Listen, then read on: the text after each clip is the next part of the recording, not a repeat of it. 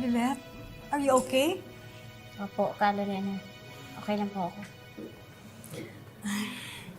I just got the information tungkol sa sunog.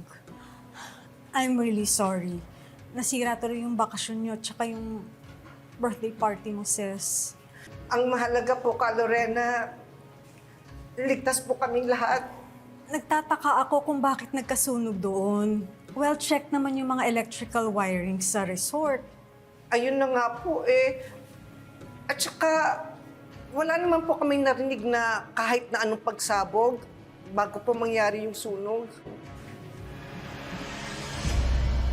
Baka naman si Nadia. Sinadya? Nino? You will regret this! Pagsisisihan niyo yung ginawa ninyo sa amin. Gagawin ko ang lahat para pabagsakin kayong dalawa. Eh, sila lang naman may motibong gawin sa atin to eh. Puntahan natin sila, Tinang. Ipapamukha ko sa kanila yung mga ginawa nila sa atin. Sumusobra na sila. Lilette. Isipan mo naman din. Look what happened. Sinabi ko na kasi huwag ka lalabas. First it was drugs. Tapos kayo nakikipagbasa-gulo ka? What's next, ha? Tama na nga, Dad! Di ba I told you already, hindi nga ako yung nagsimula! Bakit ayaw mo akong paniwalaan? Trixie, don't shout at your father! Don't tell me what to do, Mom! Tinawag nila akong pathetic, malande, pakawalang babae. Anong gusto niyong gawin ko?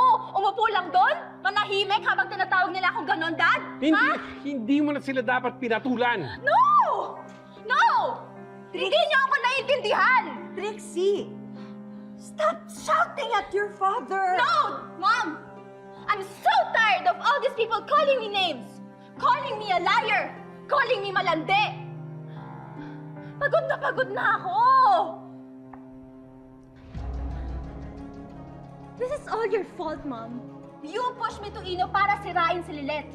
Para lumayong loob ni Dad sa kanya, di ba? Wait, what?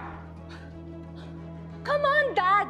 Huwag kang mag-react na parang nagulat ka pa. Na parang hindi mo alam yung struggle ko just to get your love and attention. Na effortless na kukuha ng anak mo sa labas. Na parang wala kang kasalanan dito. Well, in fact, the truth is, ikaw yung punot dulo ng lahat.